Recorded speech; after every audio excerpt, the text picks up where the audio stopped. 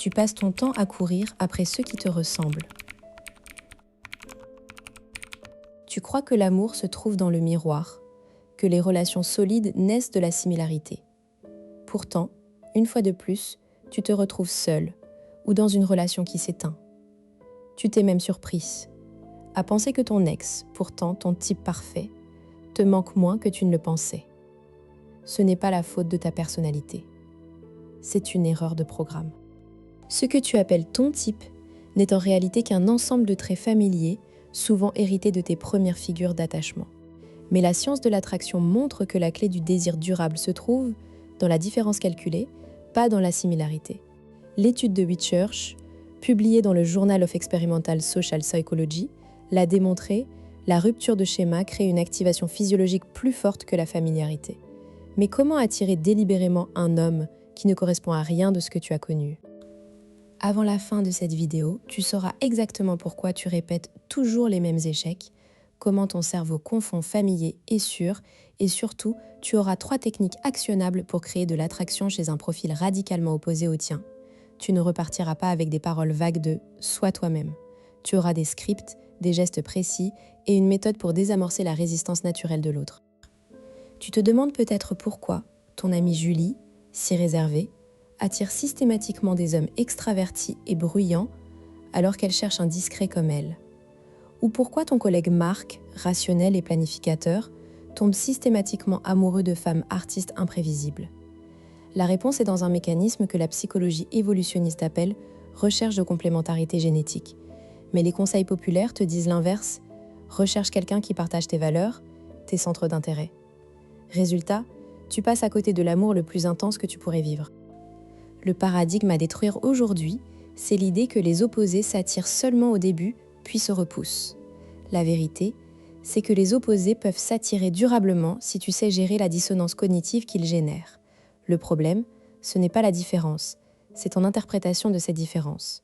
Quand un homme réservé voit une femme expansive, il n'interprète pas sa spontanéité comme une menace, mais comme une invitation à sortir de sa coquille. Mais sans cadre, cette différence devient chaos.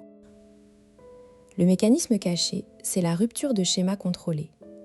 Whitchurch a prouvé que lorsque notre cerveau rencontre un stimulus inattendu mais non menaçant, il libère plus de dopamine qu'avec un stimulus prévisible. C'est ce qu'on appelle l'erreur de prédiction positive. En clair, si tu veux attirer un homme qui ne correspond pas à ton type, tu dois provoquer cette erreur de prédiction. Et ce n'est pas en étant toi-même que tu y arriveras, mais en étant une version un peu décalée de toi-même. Prenons le cas d'Élodie, 34 ans, directrice marketing à Lyon. Son type, des hommes introvertis, ingénieurs, fiables. Elle enchaîne les rendez-vous avec des bons partis qui s'éteignent au bout de 3 mois. Un jour, elle rencontre Thomas, 29 ans, artiste de rue, tatoué, sans emploi fixe, qui vit dans une péniche. Pendant le premier café, Thomas lui dit « Tu as l'air de tout contrôler, ça te plaît ?» Élodie, habituée à répondre par un CV de ses forces, se bloque. Mais elle se souvient d'un conseil. Quand l'opposé te déstabilise, réponds par une question. Elle demande « Toi, tu vis sans contrôle, ça te fait peur parfois ?» Thomas sourit. Il n'avait jamais entendu cette question. Qu'est-ce qui s'est passé ici ? Élodie a brisé son script habituel. Au lieu de défendre son organisation, elle a montré une curiosité authentique pour le chaos de l'autre. Thomas, de son côté, s'attendait à une critique déguisée ou à une tentative de le cadrer. Il a reçu une ouverture. Résultat, l'erreur de prédiction a fonctionné. Le cerveau de Thomas a libéré de la dopamine. Il a voulu en savoir plus. Le deuxième rendez-vous a lieu dans un atelier d'artistes. Élodie se sent en terrain inconnu, maladroite. Mais au lieu de feindre l'expertise, elle dit « Je comprends rien à ce que tu fais, mais j'adore comment tu en parles. » Thomas a ressenti de la validation sans jugement. 6 mois plus tard, ils vivent ensemble. Élodie a gardé son poste, Thomas ses peintures, la recette. Élodie n'a pas changé sa nature. Elle a simplement appliqué 3 techniques. Pour appliquer cela dans ta vie, sache d'abord que ton cerveau te ment. Il te dit que l'homme en face est dangereux parce qu'il ne ressemble pas à papa. C'est faux. La familiarité est un biais, pas une boussole. Ensuite, note les 3 premiers mots qui te viennent quand tu penses à un profil opposé au tien. Si ce sont des mots comme instable, trop émotionnel, trop froid, tu vois déjà le filtre que tu imposes. Les conséquences de ne pas briser ce schéma. Tu vas continuer à te plaindre que les hommes intéressants sont tous pris ou que les hommes en couple sont plus attirants. Mais en réalité, tu ignores les 80% d'hommes qui ne correspondent pas à ton type et qui pourraient pourtant être des partenaires remarquables. Le changement, c'est de passer de la recherche de confort à la recherche de stimulation. Technique 1, la règle du oui est: quand un homme opposé fait une remarque qui te déstabilise, ne te ferme pas. Utilise l'improvisation théâtrale. Exemple, il dit « Je n'aime pas les voyages organisés ». Au lieu de dire « Moi si, je planifie tout », réponds « Je parie que tu as des histoires de voyages chaotiques à raconter ». Tu transformes la différence en curiosité. Phrase exacte. Ah, tu es son trait. Je suis curieux, raconte-moi. Technique 2, le reflet inversé. Dans les premières minutes, identifie son trait dominant, audace, prudence, spontanéité.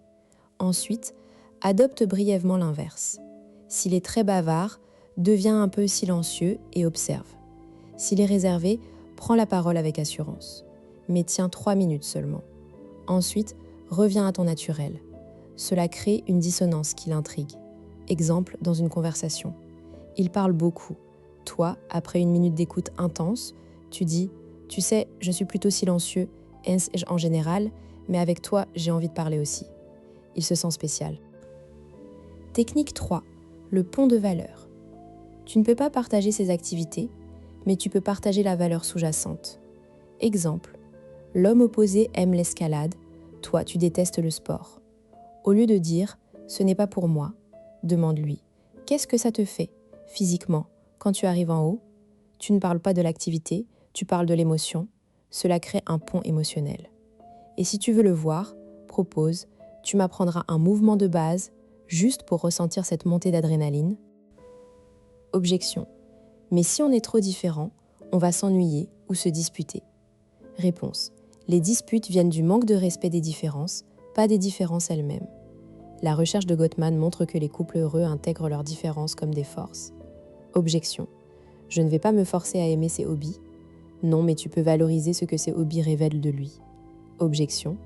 Et s'il n'est pas attiré par moi alors que je suis son opposé? L'attirance initiale est souvent une question de rupture de schéma, pas de similarité. S'il te remarque, c'est gagné. Retour au début. Tu pensais que ton type était une forteresse. En réalité, c'était une prison.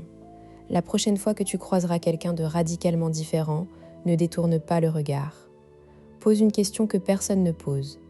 Et si cette vidéo t'a ouvert une porte, abonne-toi, active la cloche pour ne pas manquer les prochains décodages. Parce qu'au fond, l'amour, ce n'est pas trouver son miroir, c'est oser plonger dans un océan inconnu.